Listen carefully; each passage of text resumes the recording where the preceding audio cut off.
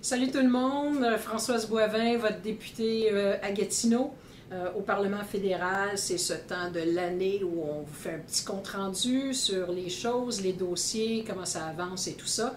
On se retrouve en pleine semaine de la fête du souvenir. C'est ce temps de l'année où on porte, comme vous le voyez, le coquelicot en mémoire de tous ceux qui ont combattu en notre nom pour qu'on puisse avoir plus de liberté à travers le monde, plus de justice.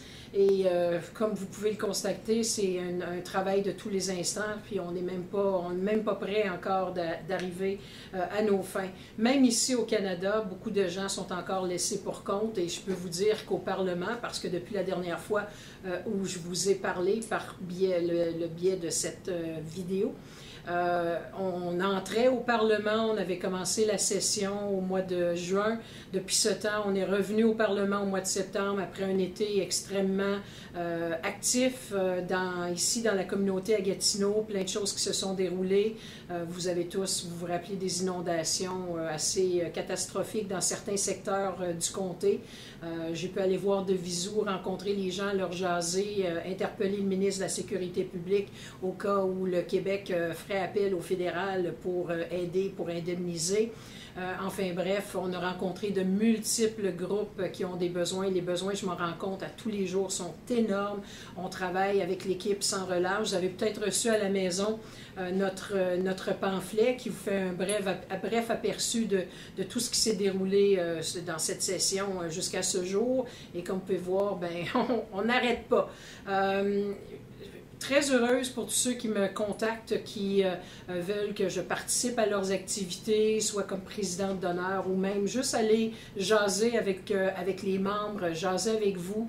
C'est, vous le savez, l'objectif que je me suis toujours donné. En fait, c'est la seule promesse que je vous ai faite lors de la campagne électorale qui a conduit à mon élection le 2 mai 2011, à savoir d'être une excellente représentante, puis d'être là pour vous et de faire valoir vos points de vue.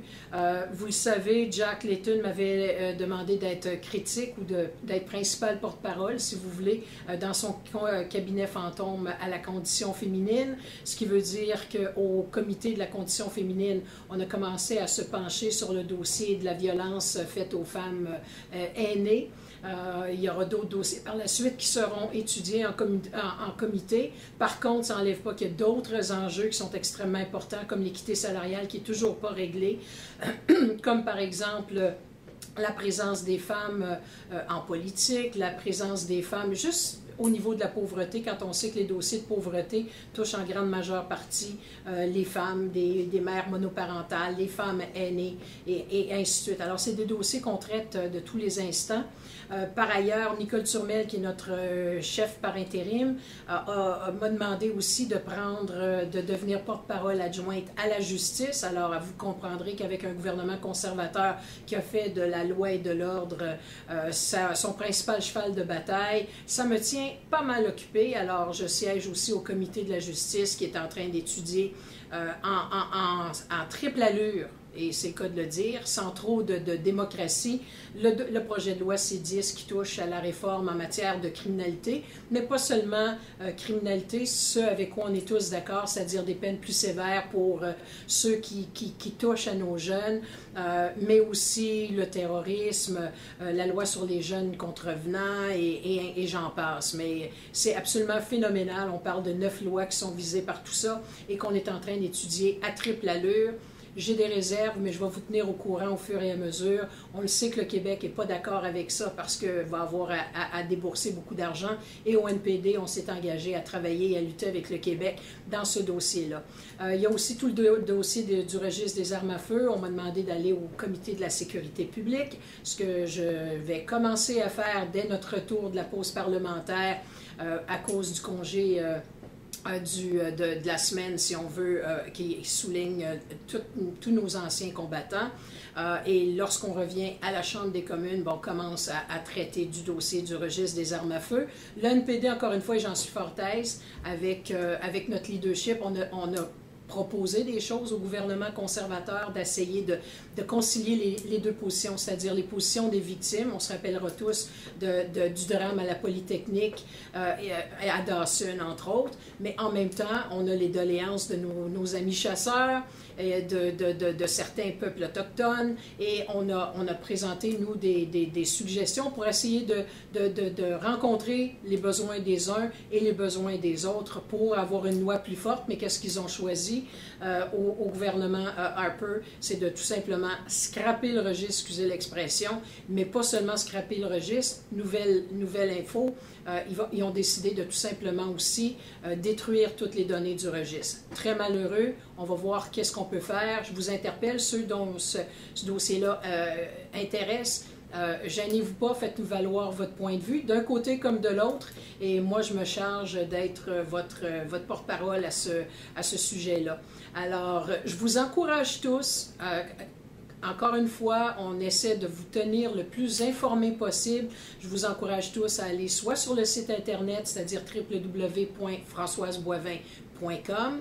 Vous allez voir toutes sortes d'informations. Il y en a qui nous demandent comment on fait ça, une pétition, comment on fait ci. Alors, on met le plus d'informations possible sur le site Internet. Je suis aussi très active sur Facebook. Ça me permet, parce que je n'ai pas toujours la chance de voir mes 80 000 électeurs, en tout cas toutes les personnes qui habitent le comté de Gatineau, mais c'est une façon très facile pour vous et moi de communiquer. Alors, vous êtes bienvenus de devenir mes amis sur Facebook. Je refuse pas les gens et je refuse pas les débats non plus. Alors, vous allez voir qu'il y a certains débats, des fois, qui ont lieu sur mon site Facebook. Je suis aussi sur Twitter. Alors, on tente par tous les moyens de vous rejoindre, d'avoir votre opinion, parce que je l'ai toujours dit, ce qui compte pour moi, c'est d'être votre représentante à Ottawa. Je ne suis pas la représentante de personne d'autre que des gens de Gatineau à Ottawa, et j'essaie autant que faire possible de bien vous représenter. Alors, on travaille comme des malades, mon équipe, que ce soit Aline ici en circonscription, que ce soit Roxane ou Alex à Ottawa avec moi. On tente de répondre à tous vos besoins. On suit les dossiers qui priment pour les gens de Gatineau. La fonction publique est encore à l'avant-scène. Les coupures massives qui s'en viennent. On surveille le gouvernement à ce niveau-là et on va le tenir certainement responsable des décisions et des gestes qu'il va prendre. On travaille fort pour essayer d'avoir des décisions qui sont respectueuses de nos droits comme Québécois, à avoir justement des postes en haut lieu qui sont bilingue, on se bat la gueule là-dessus et on s'assure d'avoir peut-être une meilleure justice, puis de s'assurer que la classe moyenne, vous et moi, on soit pas laissés pour compte comme c'est souvent le cas avec le gouvernement conservateur. Alors, pour toute question, gênez-vous pas pour contacter le bureau. On va continuer d'être présente et à Ottawa, mais surtout dans le comté parce que c'est ce qui compte. On approche Noël, il y aura une pause pour le temps des fêtes et on n'aura peut-être pas l'occasion de se reparler par la voie de cette vidéo, mais je peux vous dire que je vous souhaite de passer un heureux temps des fêtes en famille, avec vos amis, et puis de prendre le temps nécessaire de penser à vous autres un peu, parce que si vous ne le faites pas, il n'y a personne d'autre qui va le faire à votre place. Et puis, on se reverra en 2012 à travers ce médium, mais vous aurez certainement de mes nouvelles avant ça, par les autres moyens, que ce soit par Facebook, par mon site Internet, ou par Twitter, ou même par la voie des médias ici régionaux. Et puis, je vous souhaite à tous, et je nous souhaite à tous, en fait, une bonne année 2012, mais je vous dis que les défis sont énormes avec ce gouvernement conservateur. Merci. Salut.